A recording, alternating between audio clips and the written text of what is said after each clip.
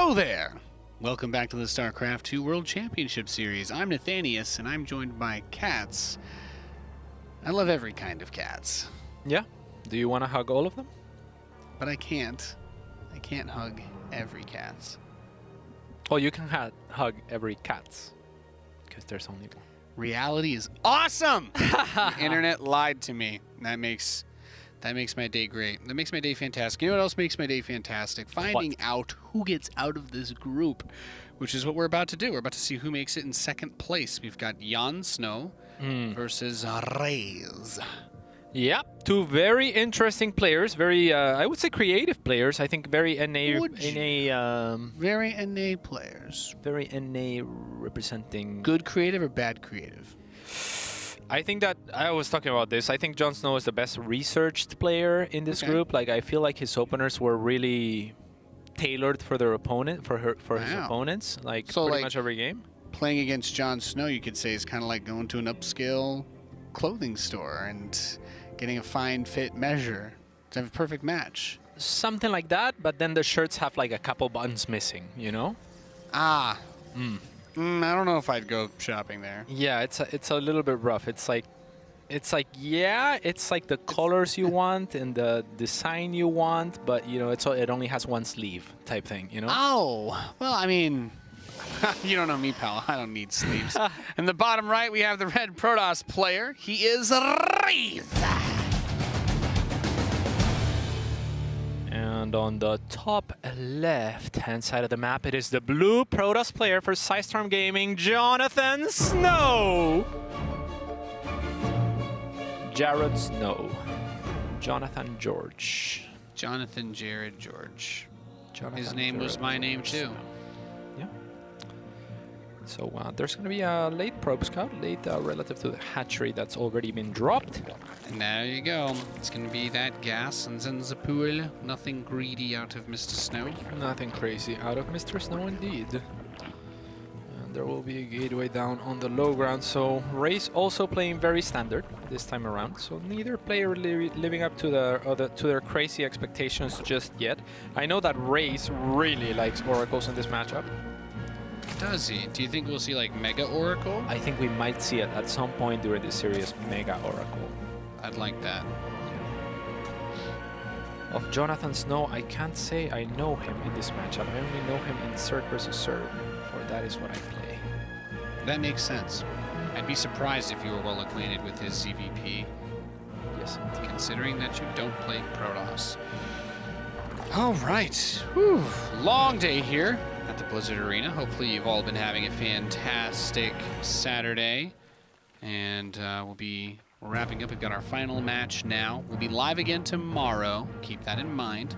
We'll be finishing up Group D for Death, Destruction, and Donuts. Because, well, be a lazy Sunday. So, you know, and Dumbledore because it's magical. That's true. And Delinquent because you get up late on Sundays, you know. Sometimes deleterious, because you don't get everything done that you need to get done. Is that what deleterious means? I have never heard that before, so. Damaging to oneself in this sort of way. So okay, deleterious. Yeah. I'll have to Google that one. Adept now crossing the map, and it's a Stargate. What do you know? So we'll see if I feel like this prepares. Caster. I was watching this game. I feel like a caster told me that Raze likes Stargates. He sure does. PvZ, but it's a Phoenix. Just an opener. It's probably to get rid of an Overlord, right? Because he doesn't want to build a Stalker, but he also doesn't want this Overlord sitting in his base. Like, why would you want an Overlord sitting in your base? Yes, indeed. The reaction from JonSnow is going to be to pull his second Overlord back to his house. But these two Adepts, they are dangerous. Raze's Adepts are dangerous. He's a very strong player, this Raze. Do not mistake him for a weak one. Yes. Raze's storyline, of course, being that he was a Terran player in the wrong era for North American StarCraft, because now all the North American Terrans are doing well. But he says, hey. Coming of Nib. Now, one thing that is impressive about Raze is that he used to complain on behalf of Terran quite a bit. And now he does the opposite, and I'm like, wow, you're that guy, huh? And he's like, yep. He's proud of it too. You mean he complains against Terran now? Yes, he complays against Terran now. Honestly, though, so until they made carriers suck, I loved off-racing as Protoss because I thought getting to Sky Toss versus Zerg was the most fun thing in the world. Because you know, you get like 7 or 8 of the carriers back in the day when you had Graviton Catapult and you couldn't really lose. But man, I hate playing PvT. Liberators and Widow Mines are the 2 of the most stupid things in this game. Yeah. And when I'm playing Terran, I'm like, man, they really need to get rid of the need for that upgrade. They should be invisible all the time. There is 3 oracles in production, so already more or less what we would expect from Raze, but I think we might even see more. I wouldn't be surprised if we did. Very nice wall up here. Will allow him to take his... That's not good. Gets around. Bueno. Yeah. That Adept should die. Love where he took it though. The adept was taken. He was always gonna die, but still goes to the left as far away as possible from his other adept, so that it doesn't die while warping in. So very well done in the midst of chaos. The Phoenix blows up, trying to distract for the Oracles. The Oracles are all still alive. Look at this though. JonSnow, +1 melee, and Baneling Nest. Quite a few Lings, so going for a bit of a brawler style, I guess. Yeah, not a fan right now. Not a fan in general against Oracles. Lings against Oracles, they really struggle. But now that there's 2 wall-offs essentially onto the natural and the third, it's going to be very difficult because Lings thrive off of surface area. There's not much surface area to find if there is no entrance. That is that's a great breakdown, Cats. I appreciate that. Yeah. You're right. If there's walls everywhere, it will be hard to get through. Oracles come in, grab a few drones, and pulls out. Yeah, and this is, by the way, a fake by Raze, and it's a very smart one. So he has very apparently taken a third. I don't know that he has any plans to do so, Nate. No. No, Resonating Glaives is close. He's got an Immortal. He's chronoing the second one. And it looks like he just wants to... take it to the hull on just a ton of Adepts with Resonating Glaives shading in and ripping and tearing the enemy to pieces. Yeah, we'll see if he's able to do that, as JonSnow is making quite a few units. He also has 3 Banelings, which is a pretty good number of Banelings to have if you're looking to run them into these Adepts. And Roaches now are going to help a lot against Adepts. So JonSnow, recognizing that his army composition was not going to fare well against this particular army composition from Raze, and switches it off, which I appreciate. He's gonna still go for the +2 melee, but that is now for different reasons than maybe denying a third or a potential fourth for the Lings. It's now for Banelings and the potential that they offer in killing probes. Yeah, this looks pretty good for JonSnow, right? Like, the Adepts don't necessarily carry a ton of value into the longer game, right? Yeah, but is there a longer game to be found, Nate? That is the thing. Do you think he can attack into this? I think he's dead, Nathan. I think he's dead. You think JonSnow's dead? It's just a matter of if he comes back. God damn! Okay. You got me.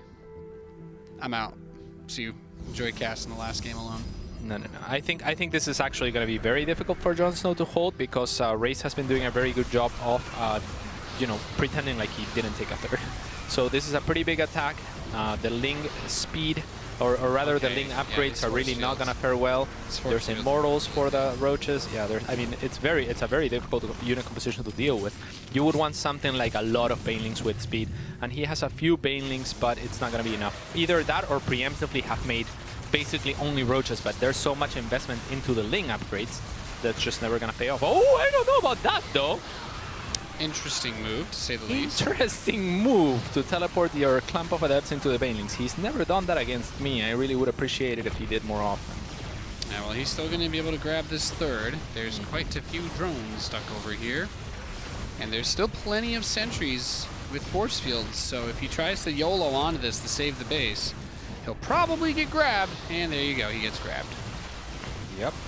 So, pretty good snipe. Right now, Raze could drop a third and just back away, and he would be in a phenomenal position. Needs to get the Prism, but he's not going to. Yeah, he's not going to. I think this might just be... Ooh. Oh, I stand corrected. But the Warp-In finished, which was the real threat. For the most part, a couple of Adepts died there in transit to the world from Ire, I suppose. Is that what they do? They teleport from Ire? Well, I mean, I don't know if Legacy of the Void... Okay, actually, I do know this. in Legacy of the Void multiplayer, all of the Protoss units still have their tendrils that connect to the Kala, which means it's pre-Legacy of the Void, technically, that takes place in multiplayer. So it wouldn't be Ire, because pre-Legacy of the Void, Ire is still controlled by the Zerg. But they are teleporting from some Protoss place, or are they being spawned into life? They are being teleported from somewhere. Okay. Presumably, I guess technically it's not even the Spear of Adun, because that doesn't get awakened until after the start of Legacy of the Void. So I am not actually sure where they're coming from. I mean, the Shakuris guys had their own thing, so like Stalkers would probably be coming from somewhere like that, I guess. Cool. But I don't know. I don't actually know where the Daylon were holding out, because I didn't pay that good attention to the story. Fair enough. Someone will tweet me and let me know. I feel like this third by Raze could have been taken earlier, but instead he chose to make more units, so this push is going to be very scary once again. However, if, and only if, there is a hold somehow, some way by JonSnow, will this matter. Otherwise, I would have preferred to see just a third earlier, and that would have been an obscene economic lead for Raze. So I don't think that JonSnow will be coming back this time around. If you know what I mean. Yeah, well, you know, never underestimate bad writing. But yeah, no, he's super dead. Especially because the way that Raze set himself up, he was always going to have that. He was always going to have that base. Yes, indeed. Easy to take because of the wall. That is an excellent point. And he teleports the Adept Shades to hold the army in place. This time not onto Banelings, but then kites back while taking damage. Kind of a strange choice. I feel like I'm watching a father and son throw a ball in the backyard. A little bit. This Shades have been a little bit. It's going back and forth a little here. A little bit sketchy on the Shades, but for the most part, strategically, he has played a brilliant game. Deceitful as he can be, as Protoss should be. Yeah, and he does have the completed third Nexus. So, worst case scenario, they just trade forever, and then JonSnow mines out his base and dies. Yep. So just waiting for the supplies commit. are even, but that does not matter here too much. Force field onto the ramp. Good for you. Nice Banelings. That flank though, fam. Force fields, but then they didn't happen. It was good Banelings. That was the thing to say. So there's actually going to be a cleanup by JonSnow on the back of those Banelings. Very well done. And a little bit of a blunder by Raze, who does force field the ramp, so he probably felt a little bit more confident than he should have about his army. Utilisks are coming out. Yeah, this War Prism is going to be dead, as well as those Immortals. Let's see how immoral they are. Can an Immortal be immoral? Yes, of Like course. if you kill your own units, I guess. I think they're, just by sheer existence, that by virtue of existing, they're a little bit immoral. Why? Because they didn't die when they should have the first time? Or the second or the third time. Oh, wow, what a Rico! Loved it. Did you love it? Oh, that was great. Saves the Immortal, saves the Prism.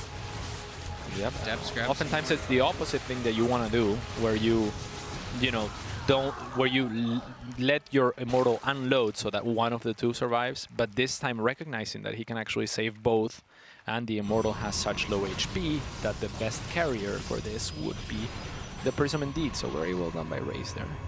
And he needs, so he's getting Blink. He got a Forge, so he's going to boot up some Photon Cannons.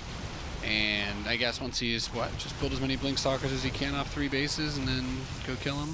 I suppose. I mean, he's kind of banking a lot of Chrono Boost, I gotta say, Nate. He hasn't played the cleanest game since. I'm not sure where the rest of his army is, but I don't see it anywhere at the moment. There it is. Would you say it would be impressive if JonSnow made this comeback? Impressive? Pretty sick. What's the opposite of impressive? Would you say you'd be disappointed if I would be Raze threw this disappointed game? if Raze through this game. Very much so, yes. Would you say it is his game to throw? I'm not sure. If we look at the supply, there Well, is... not anymore, maybe, yeah. Yeah, it's kind of evening out, but yeah, this was definitely his game to throw. It comes down to those Banelings that kind of killed everything. And he shaded onto those Banelings, too. Yeah, and Questionable decision. Questionable shades of a very, very good strategy and deceit. So we'll see if he is able to pull it back. I think he's still ahead, quite honestly, as the third for JonSnow just finished.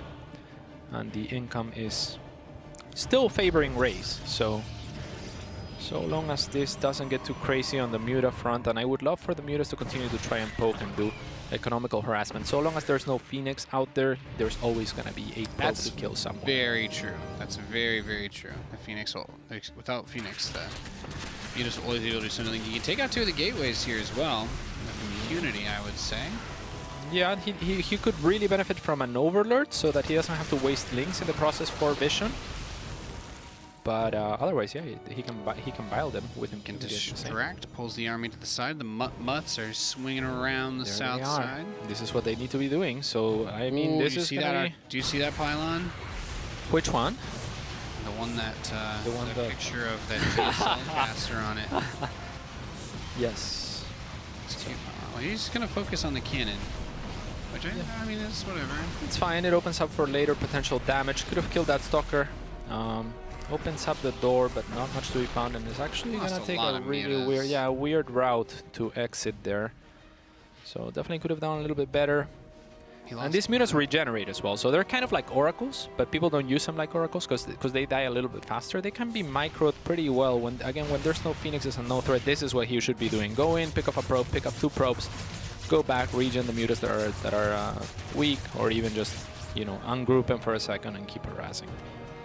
Right now, lack of a stargate still makes me.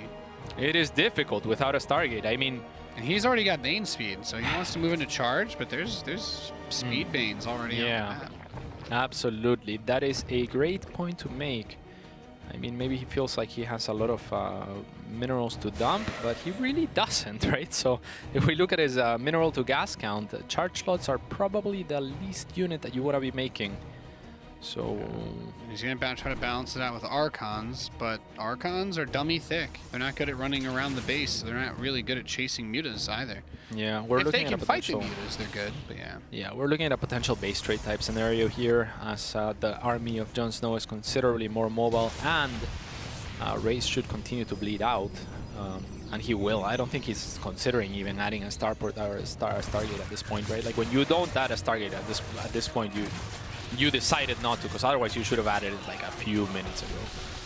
5 more workers go down though. Nice harassment from Raze. And yeah, he's gonna look for a big punch. I like it. I like it. I mean, it's his only choice at this point. He's gonna have to make some cannons and shield batteries like he has in the natural for the other 2 bases, maybe even more than that, as the Muta flock is getting out of control. I love that JonSnow has identified his win condition and the lack of a Stargate, and has continued to produce mutas, because these guys are gonna get mass value. And now it's kind of JonSnow's game to lose. As I say this, the scale has shifted, and the power, I feel it within. The Zerg is in a great position now. Yeah, he gets a little cheeky link counterattack. He says, hey, if you're going to leave your base, I'm going to hit you on the ground too, not just the air. So some zealots are going to get sent over to attempt to deal with this as it comes in. But those are +2 melee lings, so they're actually a bit chunky too. Yeah. Is he going to fight with the mutas here? No, he should not. He should. Well, but his units should be elsewhere. Oh no, this is not a good fight for JonSnow. I would really much rather him counterattack. The mutas are not brawlers, Nate. No. They are not brawlers. Gets rid of 2 of the Archons, but the muta count has been clipped down to 18. Yeah, I'm glad he disengaged there. He didn't lose that many mutas, so that's something, but he's lost 14 so far this game. Yeah, that was an expensive trade for sure for him. But he'd rather kill the army. He doesn't want a base trade, basically. He has 80 supply ahead now, so I guess he can. Yeah. I think he's good. Just cleaned up some units that were harassing at his third, and if he didn't disengage right there and then, I think he would have lost that fight. Yeah, this single Archon remaining, the mutas are gonna clean up, and this is game. Wow. Pog. I am disappointed. Well done. Yeah, very well done by JonSnow. Very well done by JonSnow. Great comeback. Use the rest of your units, please, sir. Thank you. Thank you. Dankeschön. 16 mutas still remain, so yeah, GHG. GHG indeed. Good heckin' game. I was trying to think. You're too quick on your feet, Nate. Well, Good. Yeah, hacking game is just Hmm. I guess that's the just about the only option. it's appropriate. Mhm. It's not incorrect. And Jon Snow did come back from the dead. How about that? He did. He did. Wow. I don't know what to say though. That was really bad by Raze, honestly. Like the shades onto He shaded onto banelings, banelings. That's not good. He Then he had. kind of shaded onto Roach Ravager only to retreat after, right? He Like should have committed in that fight, yeah, I think. yeah. If he just committed there, he would have traded better, right? Like it's like you have range units. If you're gonna shade onto something else, then at least commit, because otherwise, as you retreat, you're gonna end up bleeding up more units. And it's not like those units are tanky, you know. It's not like you're shading into tank for your units in the back. It's it's Those units are meant to kill. yeah. Yeah. Oh, well. We're going to go to Acropolis for game number 2. Yep. Lack of a Stargate also, or a lack of Phoenix production hurting him. Did he lack a Stargate? Because he opened Stargate. Yeah, didn't he open with Oracles that game? Or am I Did it crazy? die? We some sauce will know. I don't think his Stargate died. I think his Stargate So was he in could have his just made name, Phoenix the entire wasn't it? time? I don't... Maybe he thought it was going to... I guess it was like Cyril Mutas. I don't... I'm trying to remember now. All of a sudden, I don't remember what happened in that game. It's kind of... I'm like repressing it. No, he definitely had... Sure.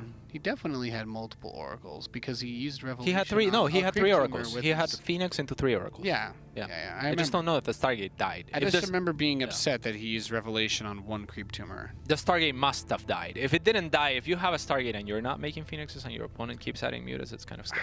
I do think the Stargate was in the main, though. We'll see. We'll see. It's okay. It's okay. It's fine. Everything's cool. Everything's Everything great. is very good, and we'll see if Raze is able to bring it back, because this Bring it back Dogface now, has not had yow. enough of this game. Look at him. Look at those eyes.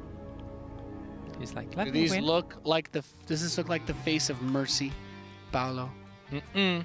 Well, actually, it does look like the face of Mercy. JonSnow is a happy man, and he is... I mean, if you're JonSnow, you have to be on cloud 9 right now. If you were a gladiator, Paolo, and you had a Protoss player down on the ground, and the Emperor looked at you and gave you the thumbs down, do you go through with it? It depends on what Protoss player. I'm trying to think. What's one that you'd be torn up about? There's some easy yeses and easy nos. Printf. What is a thumbs down entail exactly? Are you Well, asking me? assuming that you're a gladiator in combat, the thumbs okay. down means you're not supposed to spare them. Right. But what is the punishment for not sparing them? Because I would just spare every human being, right? And I can't say otherwise in cast anyway. Right. But this is the truth. Fair. That's is fair. truth. So Well, what it's is a the hypothetical scenario. Yes. So in this hypothesis, what is my punishment? What would the Emperor do? Well, if you should I- disobey the Emperor, Yes. he might kill you. Like percentage-wise? What would I think percentage-wise? Like how often do I get...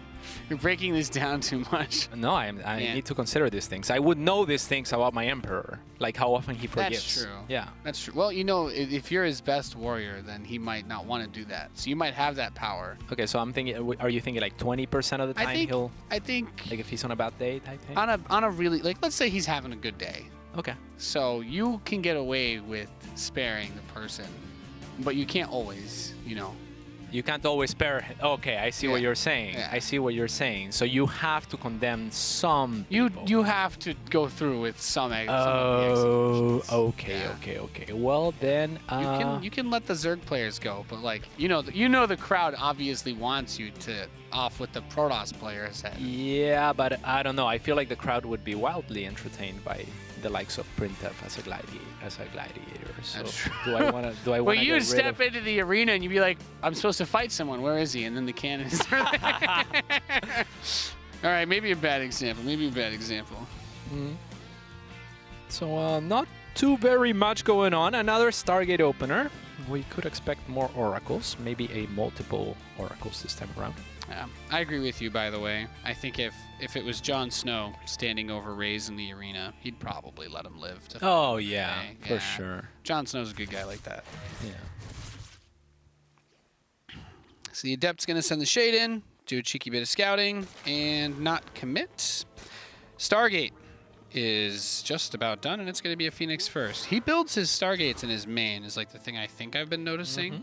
And I'm not just saying that because I checked to make sure it was in his main first before I said that, but yeah.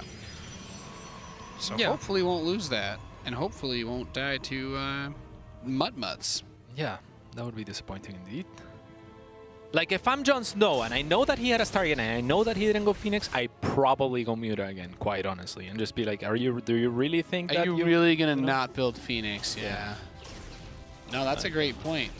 You're taking advantage of like somebody's stubbornness as far as to like what unit compositions they want to play with. Exactly, and a lot of the time, once people state their opinion or say what they think, they'll kind of stick to it, right? Like, it's And to play a bit of devil's advocate, I'll also throw out there that maybe the reason why Raze immediately started Blink and didn't use his Stargate is because he thought he was still about to win. Yeah. And he just needed something to kill the Mutas across the map with the rest of his army. And I mean, that was, to JonSnow's credit, he made like 6 Muta or something like that. Ooh.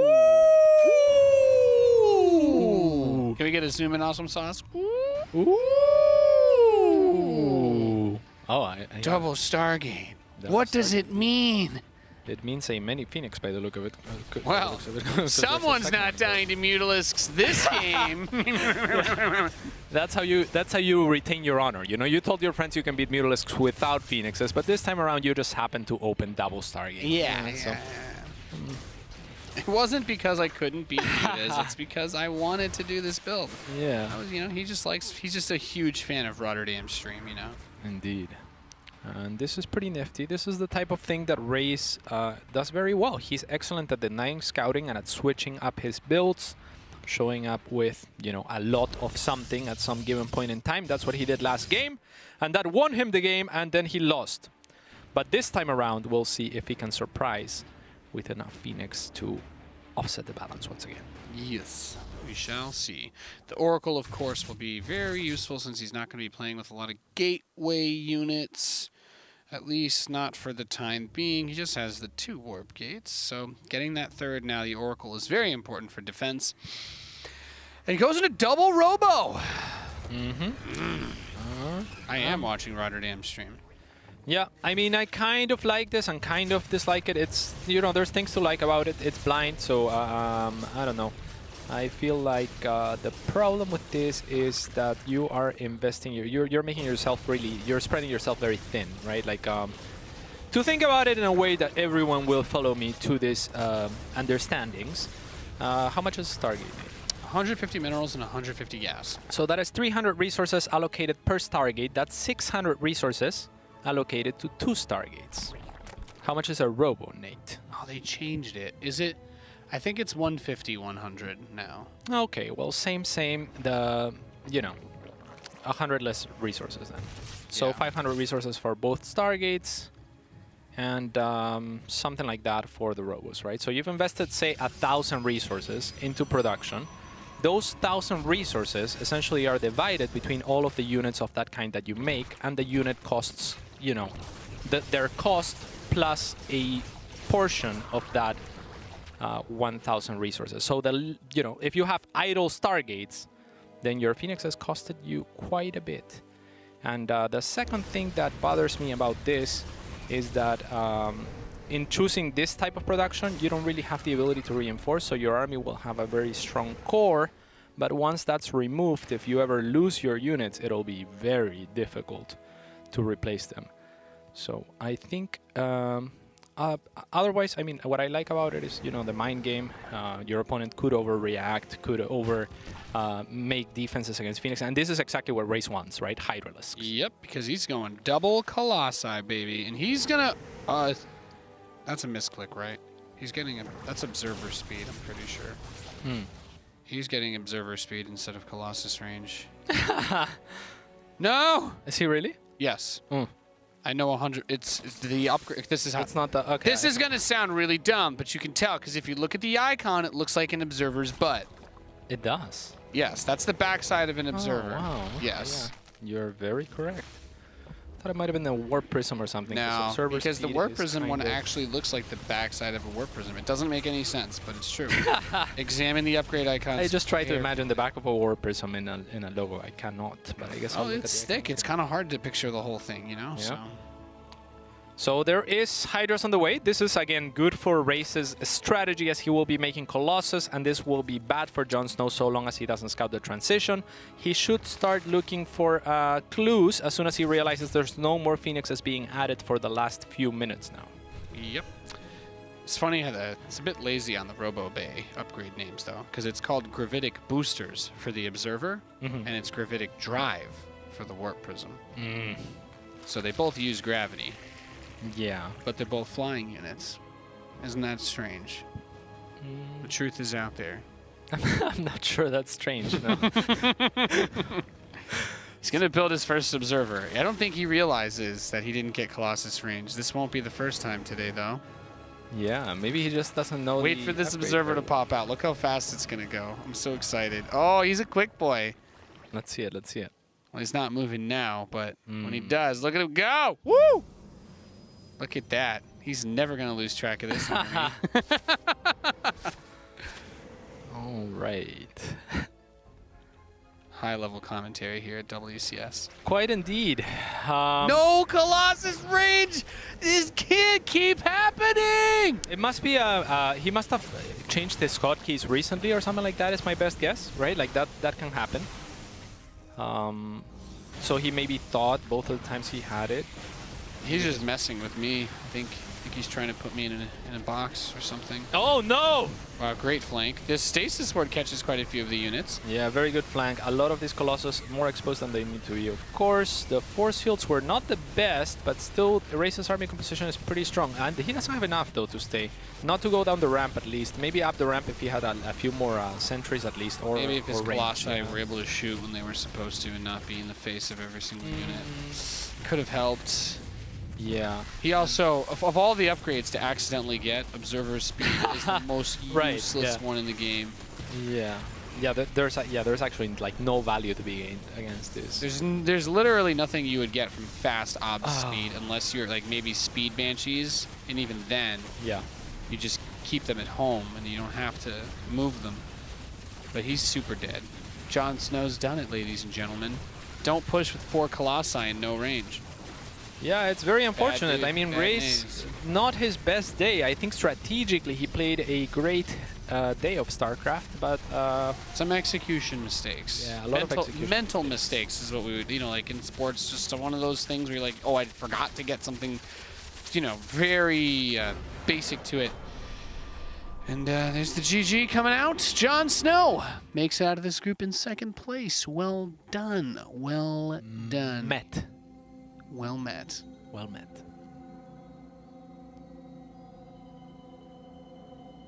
So, we've had a great day of games here at the World Championship Series for StarCraft 2 Legacy, the Void, now available on PC and Macintosh. And Group C has come to its penultimate conclusion. We have JonSnow making it out with Masa. I would say, looking at this group at the start of the day, this is probably what we expected. Yeah.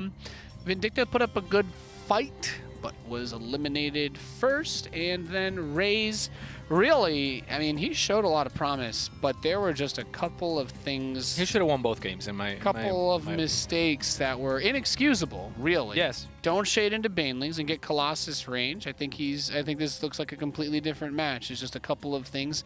I think it kind of comes down to pressure as well. JonSnow, even though he doesn't have the big results. Make Phoenix against Muta if you have a Stargate. Make Phoenix against Muta if you have a Stargate. But I think it also comes down to stuff like JonSnow's had a lot more competitive experience now playing at this level, and that's why we have Challenger. These players are going to get that experience, and then maybe next time if Raze is able to qualify, he won't be quite as nervous. I'm going to put it on nerves. Yes.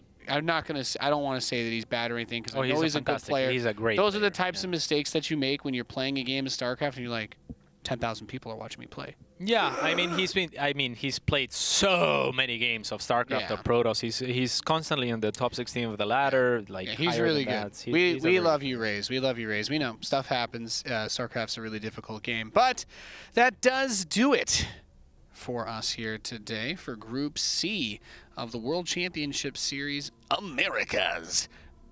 challenger. We're going to be coming back tomorrow bright and early, 7 a.m. Pacific time. That's for Group D. We'll start with Europe, and then we will move to America. Perhaps the most interesting American group, by the way, tomorrow. Yes, tomorrow's going to be really, really fun. Very. So make sure you tune in, and we look forward to hanging out with you all day Sunday. Have a great night, everybody. Peace.